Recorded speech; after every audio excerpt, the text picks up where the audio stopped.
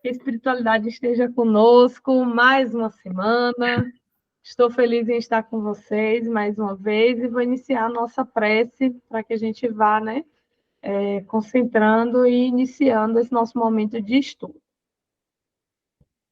Que nesse momento a pleiade de espíritos que nos intui, que nos guia, que nos oriente, esteja conosco, a sustentar a nossa atenção nesse momento, a sustentar a nossa curiosidade, a sustentar a nossa vontade de aprender, a estimular que esse nosso intelecto progrida e que, por conseguinte, nós consigamos a cada dia aumentar um progresso moral, passinho a passinho em nossa existência, nessa seara que a gente chama de evolução aqui nesse planeta tão lindo, tão esplendoroso.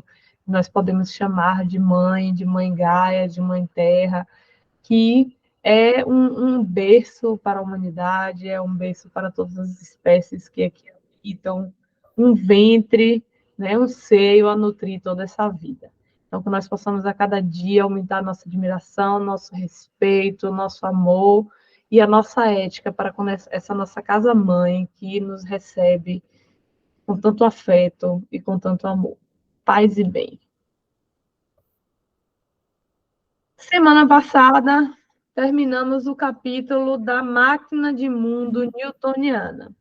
E hoje a gente vai iniciar o capítulo da visão mecanicista de vida.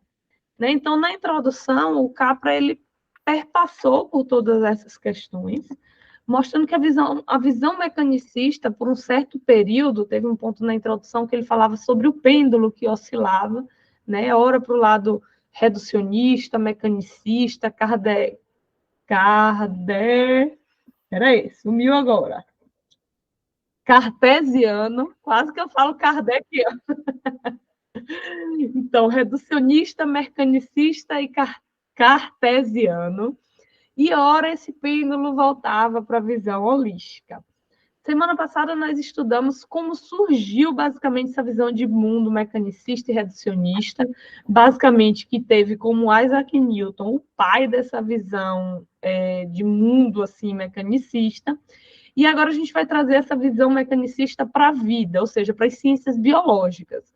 A gente falou muito sobre física, sobre matemática na outra semana, né? O como esses estudiosos tentavam enquadrar tudo da vida, no sentido de planetas, de funcionamento macroscópico, tudo em fórmulas. E hoje a gente vai trazer essa visão mecanicista justamente da vida. O que aconteceu, né, por um grande período, é que nessa concepção mecanicista de mundo de René Descartes, que foi o precursor em si, toda a natureza ela funcionava por leis mecânicas, ou seja, basicamente por leis físicas, por fórmulas matemáticas, né? E tudo, basicamente, nesse mundo material poderia ser explicado em função de arranjos e movimento de suas partes. Lembra quando a gente fala em reducionismo, quer dizer o quê? Que se você entender como funciona a menor parte de cada coisa, o átomo em si, a gente vai entender o todo como um todo. Essa é a visão de mundo reducionista que a gente sabe hoje que não faria mais sentido a gente basicamente entender como funciona o átomo, entender como funciona, né, basicamente, o globo, como funcionam os nossos organismos, que é muito mais além, é uma visão mais sistêmica, né? E Capra ele diz assim, que essa falácia dessa visão reducionista, ela reside no fato que, embora não haja, por exemplo, nada de errado em dizer que as estruturas de todos os organismos vivos são compostas de partes menores, identificar que somos compostos de partes menores, de células, de moléculas e de átomos, não é errado. O problema é você querer concluir que as moléculas, tipo, o entendimento das propriedades das moléculas vai fazer com que tenhamos um entendimento desse organismo como um todo. Né? E aí o primeiro subcapítulo dessa visão mecanicista da vida se chama dos primeiros modelos mecânicos dos organismos vivos. E aí, por que ele fala os primeiros modelos mecânicos? Foram os primeiros cientistas que começaram a tentar explicar, né, de forma mecânica e reducionista, os organismos vivos. O primeiro dele foi Giovanni Borelli, que foi, ó, aluno de Galileu, lembra Galileu que a gente falou muito semana passada sobre essa visão quase de fórmula para tudo, onde ele começou a explicar a ação muscular por meio de uma explicação mecanicista. Então, hoje a gente entende que o músculo ele contrai e ele relaxa.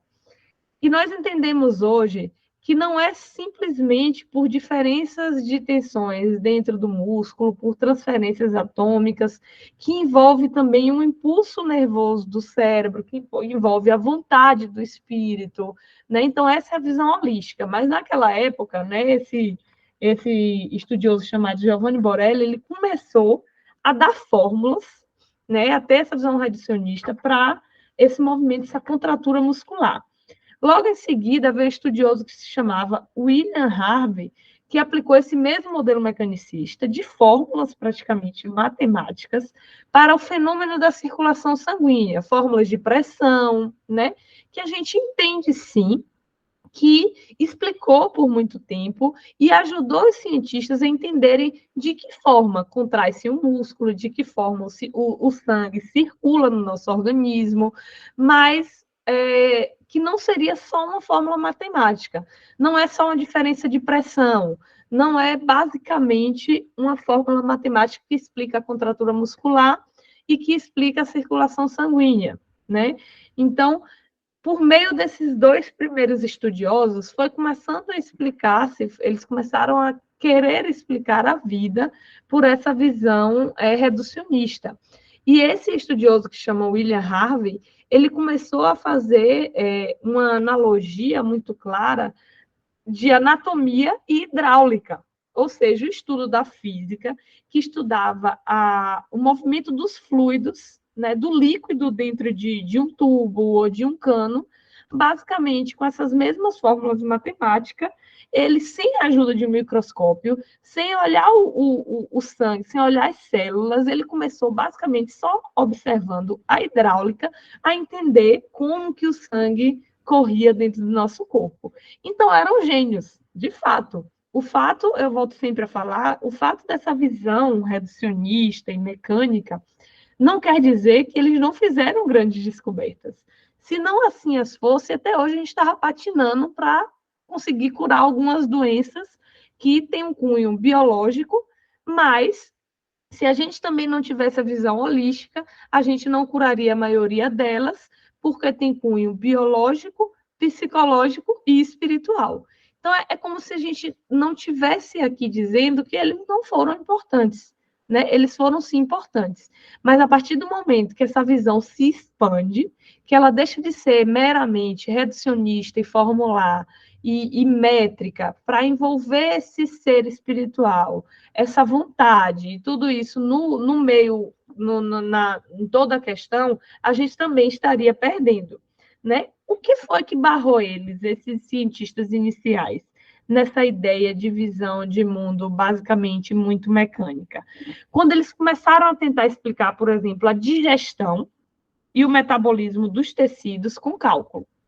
Porque a digestão ela envolve alguns processos mais ligados à química, à bioquímica, né? Uma química ligada à biologia, não apenas a cálculos, né? Então, não era simplesmente a circulação do sangue, que o William Harvey, ele detectou como que esse sangue fluía, e não basicamente como que o músculo contraía se folgava, né? E se relaxava. Por meio de algumas outras observações depois do surgimento do microscópio, teve-se o entendimento de que esses músculos, além de contrair e soltar, eram formados por células, por miócitos, que são essas células musculares. De que o sangue ele era formado por diversas outras células, né, de defesa, célula que transporta oxigênio, tudo isso. Mas esses irmãos iniciais, esses estudiosos reducionistas iniciais, eles entenderam a base do funcionamento mecânico. Quando eles foram tentar decifrar a digestão, basicamente não tinha fórmula mecânica em si que explicasse, porque era muito mais bioquímico, né, do que essa explicação básica, né, de formular do que como que o sangue em si ele circula, né? Sendo que ainda era rasa, porque eles não tinham entendimento ainda das células que compunham o sangue, das células que compunham o músculo, só da forma de ação. Então, quando eles se barraram com a digestão e o metabolismo dos tecidos, eles encontraram o primeiro percalço para explicar tudo pela mecânica, tudo pelas fórmulas basicamente matemáticas. E envolviam, além de fenômenos químicos, que estavam começando ainda a ser estudadas, questões eletromagnéticas, que eram completamente desconhecidas naquela época. Hoje a gente estuda o magnetismo, né, até na nossa ciência espírita, na questão do passe, e um pouco mais na frente a gente vai ver dos impulsos elétricos cerebrais. Mas à época nada disso era conhecido ainda. Então eles encontraram o primeiro percalço. E aí, pronto, bem assim. Aqui a gente encontrou uma vírgula. A gente não consegue explicar todas as funções do organismo humano pelas fórmulas básicas ali da mecânica e da matemática.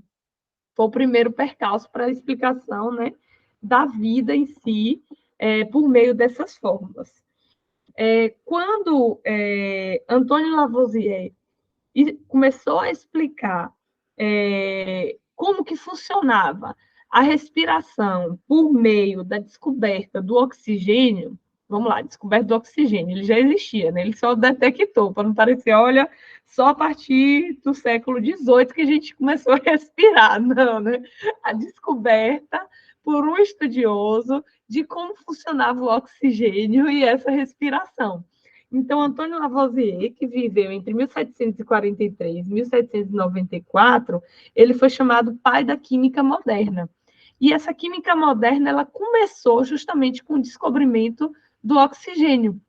Como que as reações de calor, lembra que a gente estudou lá atrás, na parte que a gente estava falando sobre mecânica newtoniana, que as reações de calor, nessas reações de calor, nada se perdia, que até o que era dispensado ali naquelas reações químicas, ele só era transformado de um tipo de energia para outra. A gente falou até das hidrelétricas, né, que transforma aquela energia da água em energia elétrica, tanto a energia do vento em elétrica, e que nada se perde ali naquele conceito. Nesse ponto aqui, por meio dessa reação, né, que seria um tipo de combustão, Lavoisier entendeu, por meio dessa liberação, que existia aí o oxigênio. E aí ocorreu, nesse momento, que ele identificou que a respiração é uma forma especial de oxidação, que começou basicamente estudando corpos mais simples, estudando átomos, estudando oxidações de outros materiais, onde o oxigênio se juntava ali a uma molécula prévia e depois se soltava. Né? Então, isso basicamente é o que significa uma oxidação. Então, ele entendeu que não era só aquelas fórmulas da mecânica clássica de Isaac Newton que explicavam, por exemplo, o funcionamento dos organismos físicos, dos organismos vivos, mas que a química, por meio desse estudo dessas reações de oxidação, do entendimento de como o oxigênio entrava nessa reação, era mais entendida por meio da química do que, basicamente, pelas fórmulas da mecânica física. E aí, no fim do século XVIII, mais uma dimensão, além da química, foi acrescentada à fisiologia, quando Luigi Galvani demonstrou a transmissão de impulsos nervosos, que estava ligada a uma corrente elétrica. Olha como as coisas vão se acrescentando. Antes era basicamente mecânica, né? Forças que faziam circular sangue, que fazia comprimir um músculo. Começou-se a entender que existiam reações químicas, trocas de átomos. Depois começou a entender que existia correntes elétricas. E aí começou-se a estudar o eletromagnetismo, que era algo basicamente que a gente não conseguia enxergar, que a gente não conseguia detectar, que ainda não tinha fórmulas ainda pré-concebidas para entender o que era nessa essa corrente elétrica, essa corrente magnética, e iniciou-se o estudo da oh, gente, desculpa, os resquícios da semana passada, da gripe pós-Semana Santa, tá aqui nessa tossezinha seca. Então, começou-se a estudar a neurofisiologia e a eletrodinâmica. E aí eu queria mostrar para vocês o primeiro videozinho que eu separei, que é para a gente ver sobre a transmissão de um impulso nervoso, certo? Eu vou compartilhar aqui a tela. Quando eu estou compartilhando qualquer vídeo com vocês, eu não vejo mais vocês. Então, qualquer coisa, vocês tiram o microfone do mudo e falem comigo, tá bom? Deixa eu só espelhar a minha tela aqui para eu compartilhar com vocês a transmissão. Pronto. Vocês estão vendo aí um cérebro? Respondam em áudio, que eu não estou vendo vocês, não, tá bom? Perfeito.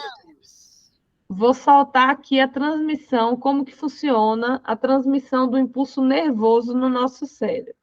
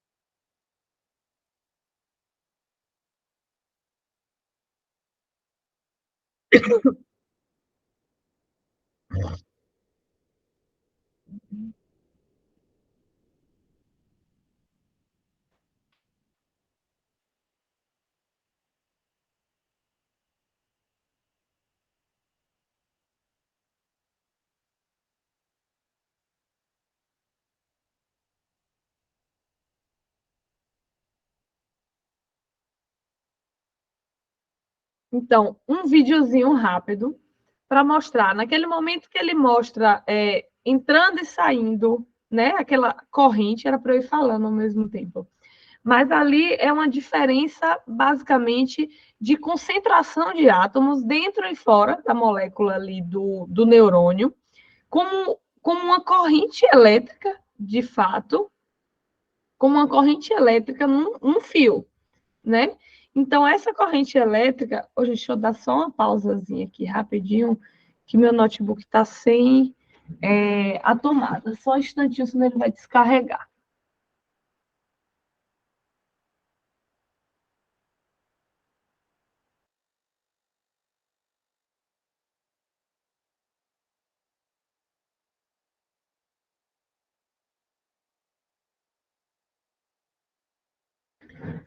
Então, é como uma corrente elétrica, justamente num fio mesmo, que funciona dessa forma, de uma forma que polariza e despolariza, fazendo com que ocorra um impulso nervoso que impulsiona moléculas que estariam ali dentro daquele axônio, dentro daquele neurônio, aí para as sinapses.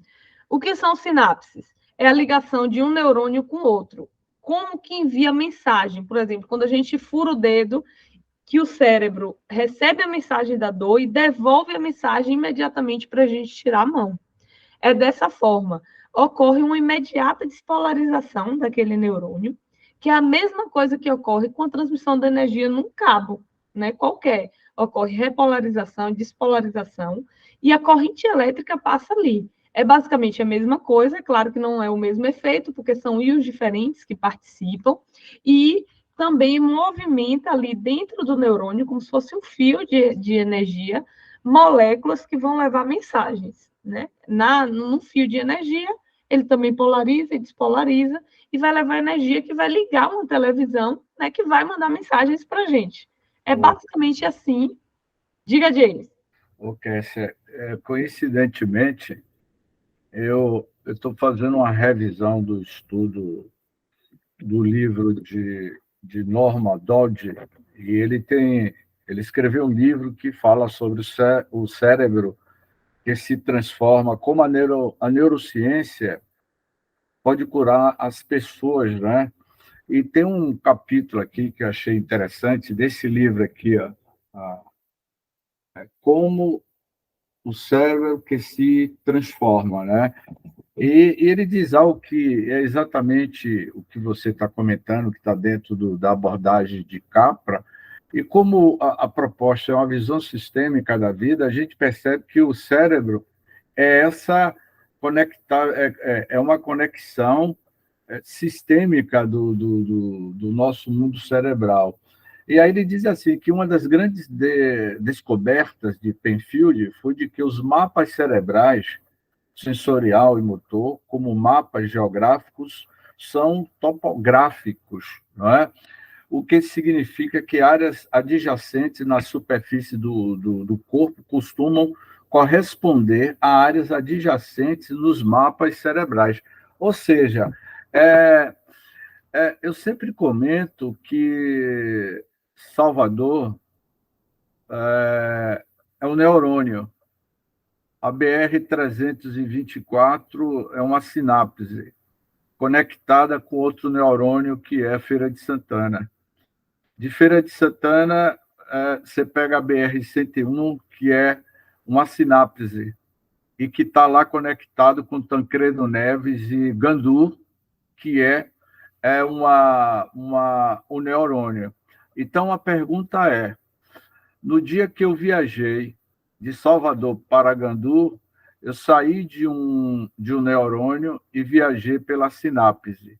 E o que era que eu estava, o que é que transita nessas estradas, nessas sinapses? Que tipo de carga energética nós vamos levando? Então, eu sempre digo assim, que as cidades são os neurônios, não é?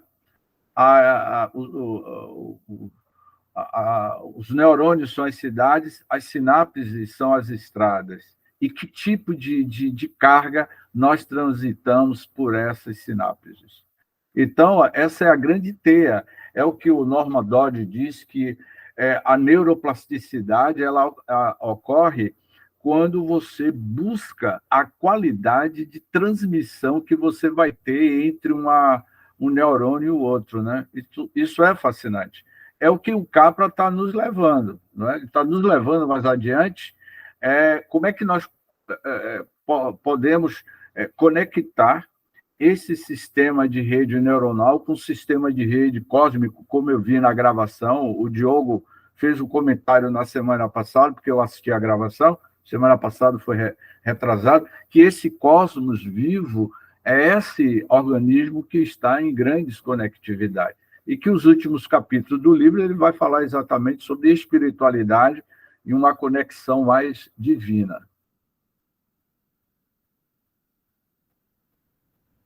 E aqui ele começou justamente mostrando que esses estudiosos começaram a ver que não eram por fórmulas matemáticas e mecânicas, porém, eles continuavam vendo os seres vivos de forma cartesiana, porque eles começaram, assim, permaneceram no sentido mais amplo de tentar reduzir todos os aspectos dos organismos às interações física-químicas dos seus organismos. Então, era só física, agora é física, química, eletromagnética, mas eles queriam descrever esse organismo vivo como um todo, basicamente a essas explicações. Um pouquinho mais na frente, com a evolução, surgiu a teoria de célula. Vocês podem observar que até hoje a gente não falou de célula, né? A gente falou de átomo, a gente falou de polarização, de membrana de neurônio, a gente falou sobre contração muscular, sobre o estudo da hidráulica, mostrando como que funcionava a corrente do sangue. E aí, em certo ponto, ocorreu uma das generalizações mais poderosas, por exemplo, da ciência, que foi que todos os animais e plantas são compostos de células.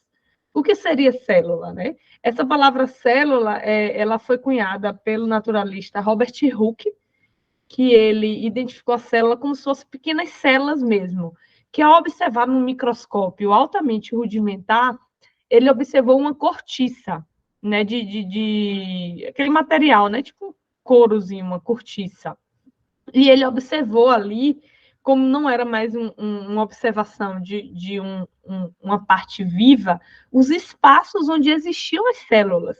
Ele não observou em si as células, ele observou aqueles espaços mortos onde existiam as células. Com a detecção da célula, um pouquinho mais para frente, com a moderna teoria celular que foi cunhada pelo Robert Virchow, que inclusive tem uma polêmica aí que ele só plagiou um coleguinha, né? As polêmicas dos estudiosos, eles começaram a entender, né? Começou agora a ver assim, não, o funcionamento da estrutura do ser vivo, a gente não vai descobrir nem pela mecânica, nem pela química, nem pelo eletromagnetismo. E sim quando a gente entender que a unidade fundamental da vida é essa célula. Então, assim, eles começaram a pensar que haviam encontrado a unidade fundamental da vida. Começam sempre a querer entender tudo reduzindo. Por isso que chama visão reducionista, né? Reduzindo. E aí ele fala assim, Capra fala assim, a partir de então, todas as funções dos organismos vivos tinham que ser compreendidas em função das interações desses blocos de construção celulares, em vez de refletirem a organização como um todo. E começaram a fazer, mais uma vez, uma ideia mecanicista e reducionista, quando começaram a associar o funcionamento da célula a uma fábrica. Eles começaram a dar um exemplo, basicamente, mecânico, de como funcionava a célula. E eles falavam assim, a organização de uma célula tem sido frequentemente comparado com a de uma fábrica, onde diferentes peças são fabricadas em diferentes lugares, que é verdade, né? Várias peças são fabricadas em várias partes da célula, ora no núcleo, ora no citoplasma, nos ribossomos, nas mitocôndrias, né? Naquela época eles nem tinham entendimento de todas essas organelas que existiam dentro da célula. Só sabia que o nosso organismo era composto, e todo organismo vivo era composto por células. E aí eles acreditavam que, além dessa fabricação de diversas peças, como numa fábrica, em diversos lugares, essas peças elas eram armazenadas em instalações intermediárias, transportadas para usinas de montagens, para serem combinadas em produtos acabados que são usados pela própria célula ou exportada. Ou seja, eles tinham a ideia que existia uma fábrica, uma não, milhões de fábricas que formavam o nosso organismo físico, que produziam, eles produziam, tinham algum produto. Pouco mais na frente a gente vai entender que eles produziam moléculas. Até então a gente também não falou de moléculas aqui. Começa, né, entendendo a parte maior. Lembra que a gente começou no estudo da vida falando sobre músculo grandão, ó, como contrai, como que o sangue corre. A gente não falou de nenhuma célula de sangue, de nenhuma célula de músculo. Depois começou a entender como que o átomo corria dentro do neurônio, do impulso nervoso. E aí a gente começou agora a entender, vai descendo, né? Reduzindo, para explicar esse organismo vivo como um todo, pelo entendimento da menor parte. Vocês podem observar que é a luta dos cientistas a chegar ao entendimento da menor parte do organismo, para só aí, quando a gente entendesse a menor parte de um organismo vivo, a gente entenderia ele como um todo. Lembrando aqui que, quando a gente fala de organismo vivo, a gente não estaria considerando, por exemplo, o conhecimento do átomo, porque o átomo em si, puro, ele não é um organismo vivo. Por isso que ele está querendo chegar nessa menor porção, né, do organismo vivo, da vida. Não a menor porção da matéria, algo que seja indivisível, como o átomo era chamado, né, de menor parte, por isso indivisível. Depois a gente viu, mais uma vez, ressaltando que não é o indivisível, que temos elétrons, quarks, prótons, íons, nêutrons. Mas o que os cientistas eles estavam tentando fazer era chegar à menor porção que a gente pudesse entender para entender o organismo como um todo. E aí eles acreditavam, começavam a compreender que as células por si só eram sistemas vivos. Ou seja, se a gente entendesse aquele microssistema, como funcionava aquele sistema vivo ali, microscópio, a gente entenderia o grande sistema. Então, essa era a visão que se tinha dos cientistas daquela época. Ou seja, continuou numa visão reducionista cartesiana, numa visão mecânica, que a gente precisava entender o micro porque bastava a gente entender o micro que a gente entenderia o funcionamento como um todo. Ou seja, agora os biólogos começaram a se chamar biólogos celulares. Eles começaram a estudar a célula, eles não eram neurofisiologistas, olha como está saindo do macro para começar a ir para o micro. Não estudavam mais só eletrodinâmica, né, que está um misto de física e química. Agora todo mundo se voltou para estudar a célula. Todo mundo agora era chamado de biólogo celular. Então, os biólogos, eles começavam a estudar essas atividades integrativas desses pequenos sistemas vivos. Olha a palavra que eu falei aqui, sistemas vivos. Ou seja, já tinha um entendimento, mesmo dessa forma reducionista, dessa forma cartesiana, que aquela célula ali era um sistema que funcionava de forma interdependente. Quando ele começa a explicar que a célula é uma fábrica, né, que tem vários pontos, que cada um faz uma parte, que o funcionamento do todo, mesmo desse todo, quando ele está falando dentro da célula, que faz com que a célula funcione direito, ele começa a ter uma ideia de sistêmica, uma ideia de sistema, de visão sistêmica, de interdependência, porém ainda reducionista, porque ele está vendo um sistema ali na célula, pequenininha ali, mas ele não está vendo, né, que no corpo como um todo, no organismo como um todo, existe uma interdependência também maior. Ele acreditava que bastava estudar aquela célula, aquele pequeno sistema vivo, que eu entenderia todo o corpo. E aí ele fala assim, ó, eles entendiam que essas atividades integrativas desse sistema vivo, em especial o equilíbrio dos seus caminhos e ciclos metabólicos interdependentes, não podiam ser entendidas nesse arcabouço reducionista. Então, eles começaram ali, no micro, entender que era um sistema. É no micro ali. Eles, com a visão cartesiana, com a visão reducionista, de buscar a menor parte, eles começaram a ter um insight que até ali, naquele microsistema, existia uma interdependência. Né? Que diversas organelas, elas ali estavam trabalhando juntas para o funcionamento daquela célula. Começou a ideia de interdependência, né? Que não era um bloco de construção denso funcionando ali. Era um bloco de construção com diversos funcionários dessa fábrica ali trabalhando. Depois dessa teoria celular, né, cunhada por Virchow, nem sei se é assim que pronuncia, deu início à microbiologia. Por quê? Eles cunharam, né, o Robert Hooke inventou o microscópio, mesmo que rudimentar, era uma lunetinha com uma vela, mas ele começou a ver de forma ampliada, né? Antes olhava para cima, era um telescópio, depois começou a olhar para o micro, ampliou aquela visão que a gente tinha para ver corpos muito distantes, para começar a ver coisas muito pequenas. Se eu posso ampliar para ver lá longe, eu posso ampliar para ver dentro, né? Foi assim que começou-se o estudo, principalmente desses microscópios, fazer ampliações para ver as menores partes. E pelo estudo da célula, eles começaram a entender a microbiologia, ou seja, é uma biologia, o estudo dessa vida microscópica. O estudo da vida, né? Lembra que a gente estava falando a respeito de vida, né? Que é essa visão mecanicista da vida, microscopicamente.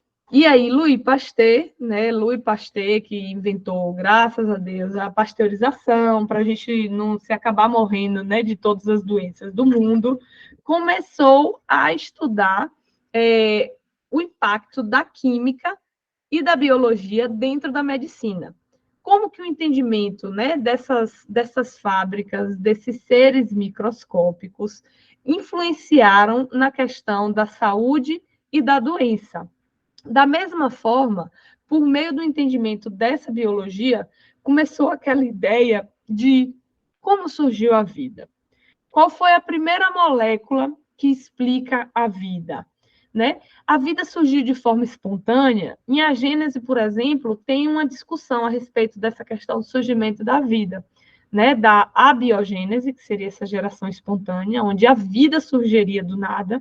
Essa vida ainda, a gente cunhando aqui de seres microscópicos, a gente não está falando de um ser, de um organismo complexo como um animal, como um vegetal, a gente está falando de seres microscópicos.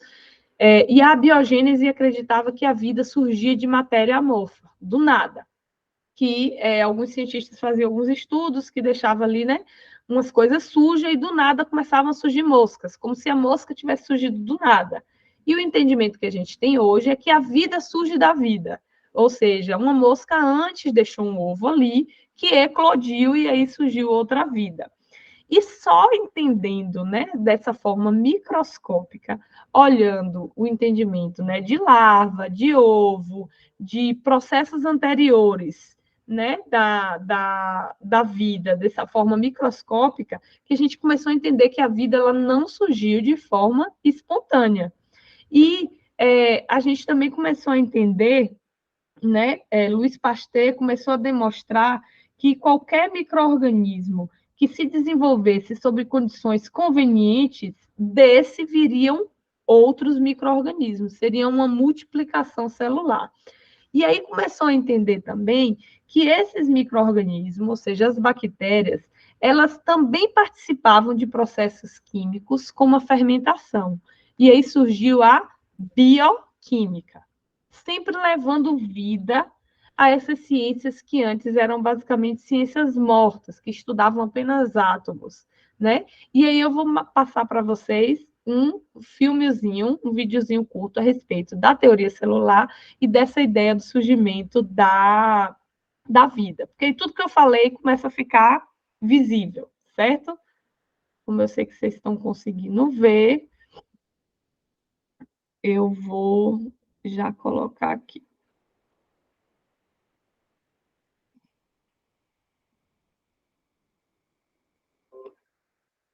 Vocês estão vendo, né?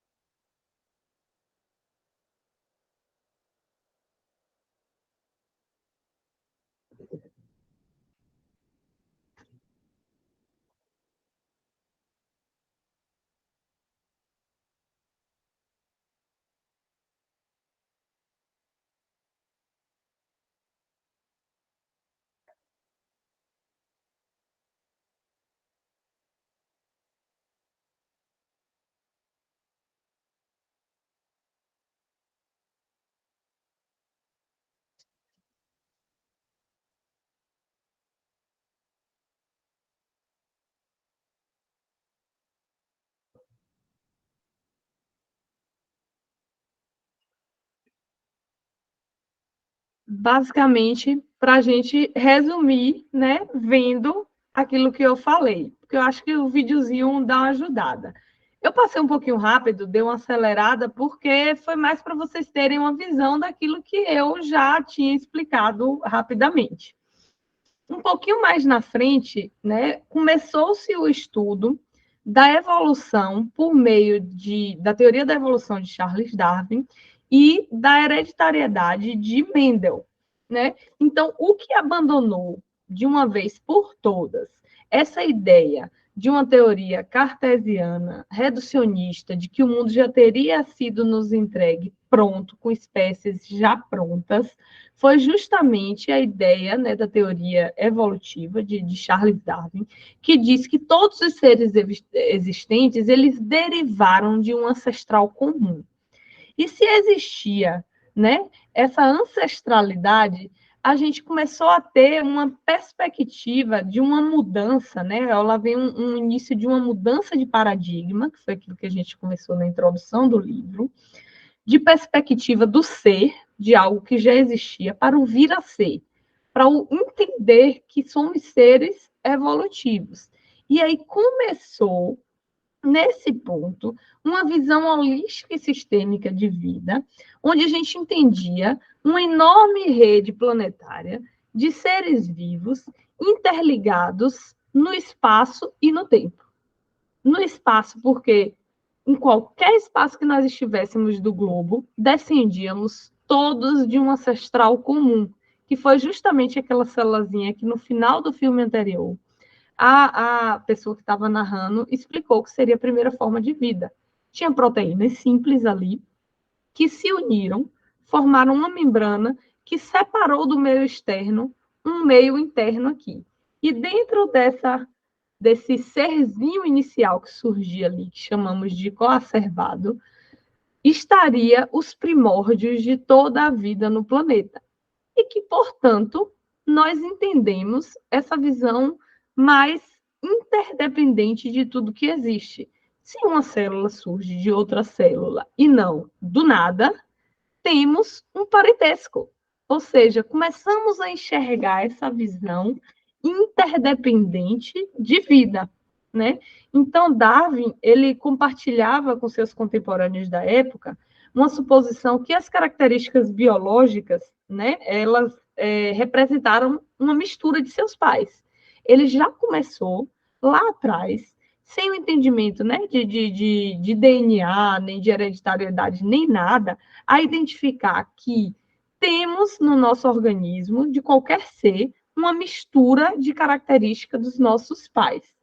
Só que ele não entendia como que funcionava, como que transmitia. Se descendemos todo de um ancestral comum, que temos características sempre dos nossos progenitores, né? E, portanto, essas características foram se passando milênios após milênios pela seleção natural, onde algumas características que eram mais adaptadas a sobreviver eram passadas de geração em geração, ele entendia que a gente herdava essas características. Isso foi o início do entendimento da hereditariedade e do DNA, sem nem ter uma ideia do que era DNA, sem nem citar o nome do DNA, ele já entendia que existia alguma coisa que a gente passava de um para o outro. Só que o que é que começou a inculcar Darwin? Ele acreditava que, por exemplo, nessa mistura, cada filho, ou seja, cada ser progenitor ali, herdava 50% de uma característica. E que se ele fosse passar mais para frente, ele só passava 25%. E nessa ideia dele, de transmissão de características, iria se diluir, né? Em um momento, essa característica não iria se transmitir mais. E aí ele encontrou um percalço do entendimento de como que essas características seriam passadas vida após vida. E aí ele só veio, essa teoria da seleção natural, da transmissão de caracteres, de pai para filho, e olha que eu não estou falando só de pai, filho, de mamíferos, não, né? De células que se multiplicam e formam filhos, entre aspas, onde essas características são passadas. Quando eu falo de pai para filho, eu estou falando de passar características, de geração em geração, de uma célula que se divide de um para o outro, mas sempre que as características elas eram transmitidas. E essa ideia de Charles Darwin, que ele estava começando a descreditar de sua própria ciência, porque ele ia achar que essas características elas eram diluídas, se só passava uma parte das características. Em algum momento a gente não ia passar mais nada, não é verdade? De parte em parte iria acabar. Aí apareceu Gregor Mendel, que foi o primeiro estudioso dos genes. E ele acreditava que havia unidades de hereditariedade, que ele chamou mais tarde de genes, e que eram transmitidas de geração em geração sem mudar a identidade. Ou seja, eu não precisava diluir, eu não precisava deixar metade dessa característica em mim para eu transmitir a outra metade. Eu podia transmitir em uma unidade de hereditariedade, que ele chamou, essa informação para o meu progênie, para o meu filho, no caso, né? Que eu estou falando aqui no ser humano, mas pode ser transmitido, né? Em outros animais, numa mitose celular, numa divisão celular, até não ser unicelular. Então, sempre que eu falo de filho, eu estou falando de transmissão de características. E aí, por meio dessa ideia do início da hereditariedade, com essa descoberta, pode-se supor que as mutações que ocorreram com o tempo, né, que foram selecionadas de forma natural, elas eram transmitidas. Então, nessa descoberta de Mendel, que ele descobriu o gene, sem chamar de gene ainda, né, que ele descobriu que tinha uma unidade que passava, que hoje a gente entende que é o gene, que é o DNA, desempenhou um papel decisivo no estabelecimento da teoria de Charles Darwin. Por isso que estão aqui no mesmo combo, Darwin e Mendel, né? E aí, William Bateson, que determinou mais tarde, que deu nome a essa ciência, que chamava genética, porque estudava os genes, que era esse pedacinho de célula, esse pedacinho de molécula, olha a palavra que eu cunhei aqui agora, de molécula que a gente passava. E aí a gente entrou no século dos genes. E a gente começou, olha como a gente começou a reduzir ainda mais. A gente começou a entender que para a gente compreender a origem da vida, o que seria a vida, o que seria um organismo, não bastava eu entender a célula. Bastava eu entender agora esse pedacinho, essa molécula, que hoje a gente pode chamar de proteína, de um arcabouço de proteína, que chama gene ou DNA, que explicaria a existência da vida. A gente está diminuindo cada hora mais, vocês estão percebendo, né? A gente começou lá no músculo grandão, sistema circulatório, aí começou a estudar a eletrodinâmica, entrou para estudar célula e agora a gente já está no DNA. E aí, antes a gente entendia que o bloco de construção básica era a célula. E a gente começou a entrar num termo, lembra que eu falei, que era a biologia celular. Agora, a atenção mudou de célula para moléculas.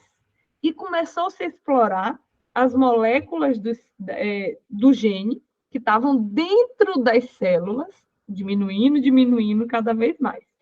E o entendimento era que todas as funções biológicas agora poderiam ser explicadas em funções de estruturas e mecanismos moleculares.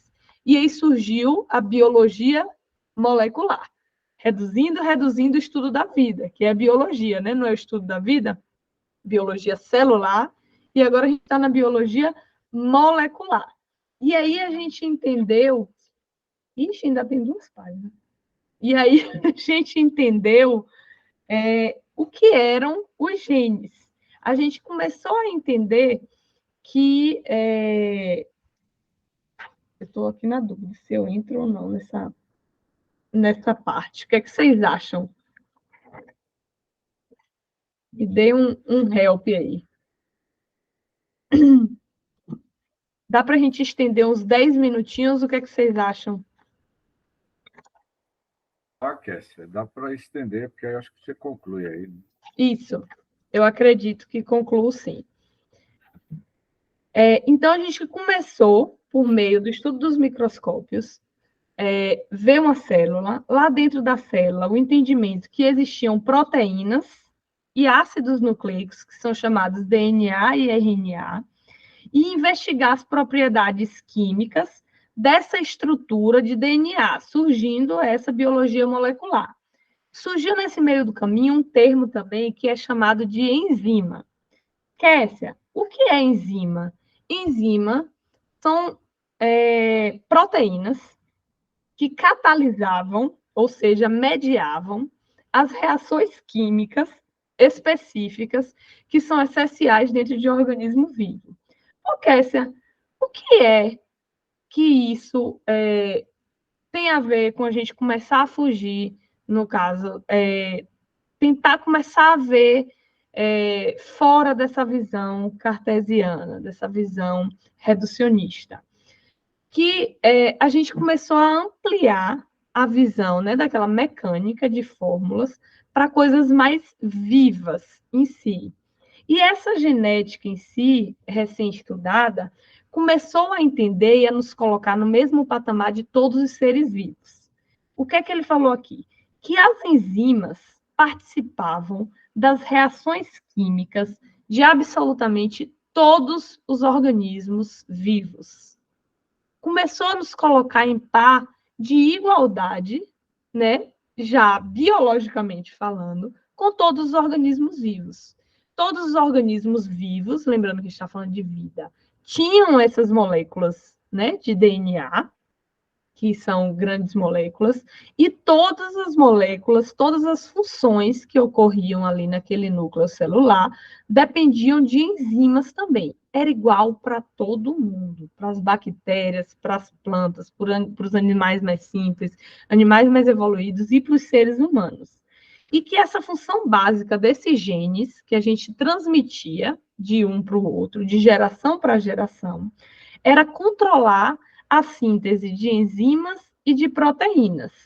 Então, os geneticistas, eles ignoravam, né, que na sua estrutura química, eles não conseguiam, por exemplo, explicar ainda as funções essenciais, como, por exemplo, como que essa síntese de enzima ocorria, como que a própria replicação do DNA acontecia no processo de divisão celular, não entendiam ainda, por exemplo, como ocorriam as mutações. Eles começaram depois, por meio de um tempo, a entender como que funcionavam, mas eles já sabiam que existia ali essa molécula e esses pedaços de proteína que catalisavam, que ajudavam as reações.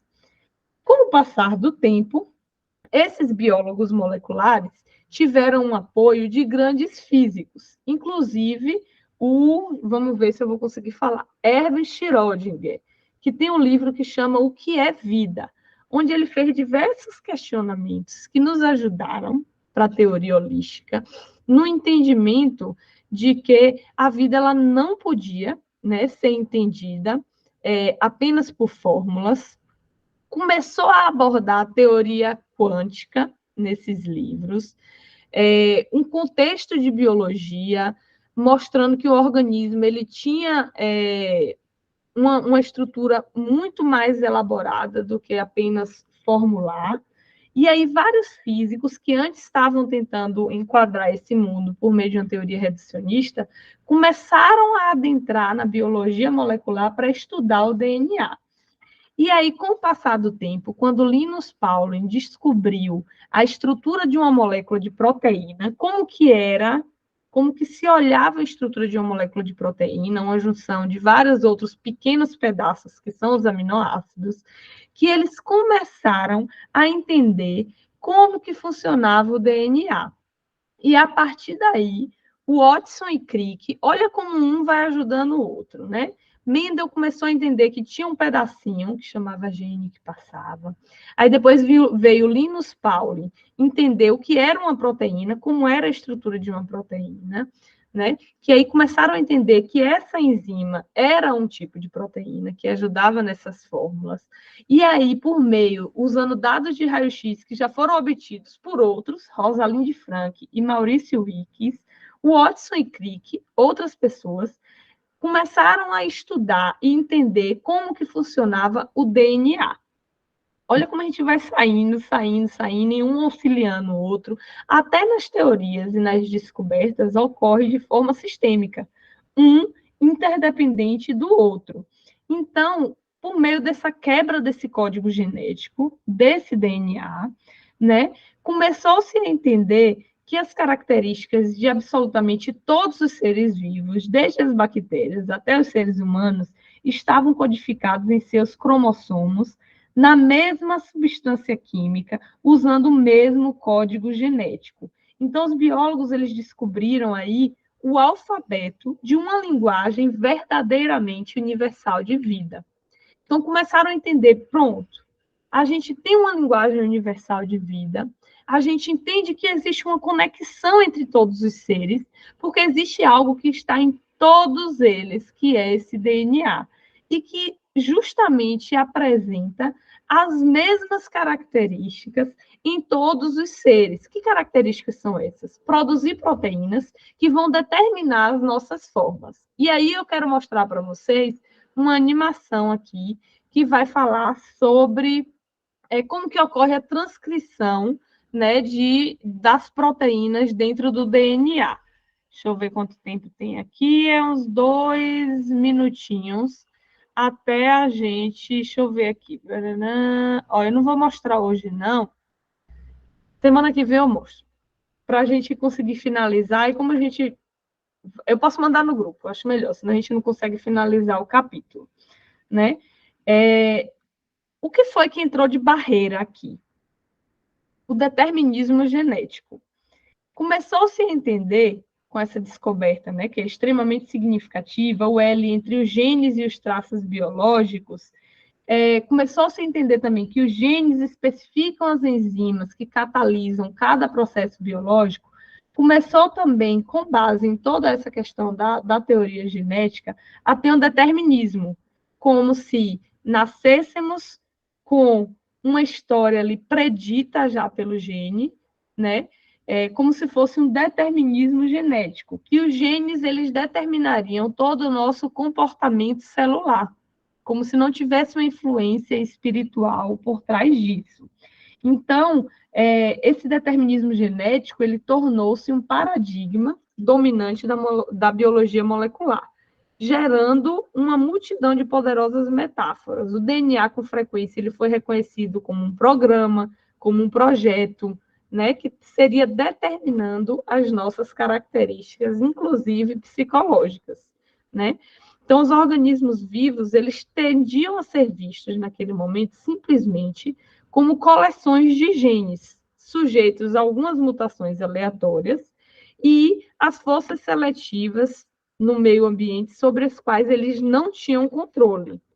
Com base nessas ideias, né, de determinismo genético, a medicina começou a entender a entrar nesse mundo mecanicista também, não só a ideia de biologia, do entendimento de vida, porque dominou as atitudes do médico em relação à saúde e doença. Inicialmente eram só bactérias que causavam doenças, quando Louis Pasteur identificou que as bactérias, seres microscópicos, causavam doenças. Então, depois começou a entender-se que muitas dessas doenças elas já haviam preditas, né, como a gente viu ali, programa ou projeto, já lá no nosso DNA, já que ele fornecia enzimas que participariam de todas as funções do nosso organismo, desde a cor dos nossos olhos, a forma dos nossos narizes, as doenças que a gente viria a ter, e que tudo estaria exatamente predito ali no nosso código do nosso DNA. Então, o entendimento é que a pessoa era basicamente semelhante a um relógio, que se algum pedaço ali estivesse funcionando errado, a gente iria ali naquele pedaço e consertava, né? Justamente pelo entendimento que o DNA ele produzia aquela molécula e aquela molécula ali era defeituosa. Eu só precisava ir lá naquele ponto consertar aquela molécula. E aí começou o início daquelas teorias genéticas, de tentar conter as doenças por meio de alterações nos genes, pouco a pouco, com o tempo, né? Sem a gente ter essa visão holística de entendimento do espírito sobre o corpo, do psicológico sobre o corpo, né? E que, seguindo essa mesma abordagem cartesiana, né, a ciência médica, em grande medida, ela limitou-se a tentar compreender os mecanismos biológicos envolvidos em lesões infligidas em várias partes do corpo. Ou seja, a ciência começou a relacionar o estudo do aspecto biológico da doença, ou seja, entender o microscópio, o micro-organismo que estava envolvido, o que é que ele fazia no nosso corpo, em que pedaço do nosso corpo, em que molécula do nosso corpo, em que tecido do nosso corpo aquele micro-organismo, aquela bactéria agiria. Então, a ciência ela começou a entender a doença como uma condição ali, né? Começou a estudar o estudo biológico da doença e não a causa dela. Como que ocasionou-se, né? Como que eu evitaria, o que é que eu poderia fazer para evitar aquela doença, né? De uma forma de prevenção. A gente começou a entender apenas a forma como a doença opera, porque eu compreendi agora micro-organismos. Então, como que essa doença se opera, né? Começou a entender como a doença opera, e esses mecanismos, eles não tratavam da origem das doenças, né, que são consideradas as causas da doença no pensamento médico contemporâneo.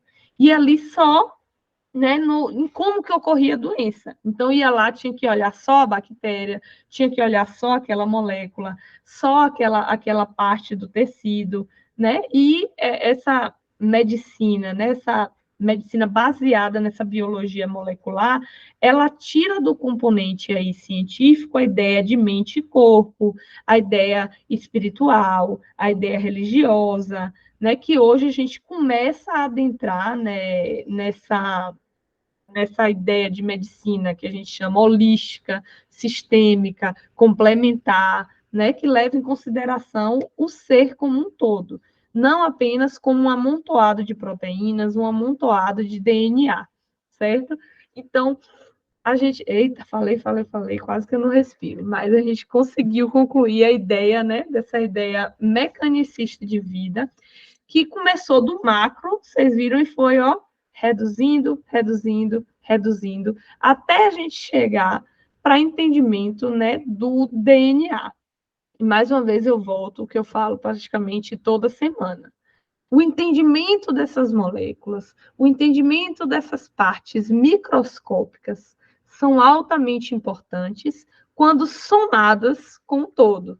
Quando somadas com essa questão de interdependência, com essa questão do ser como ser integral, como o ser inserido no seu contexto social e biológico também interfere nas doenças, e não apenas nessa biologia que partiu, né, de uma biologia macroscópica para uma biologia celular e depois molecular. Então, a gente finaliza aqui, né, esse capítulo com esse entendimento de como a visão de vida ela passou também a se tornar mecanicista, não só a visão mecanicista de mundo, de natureza, de planetas e de universo.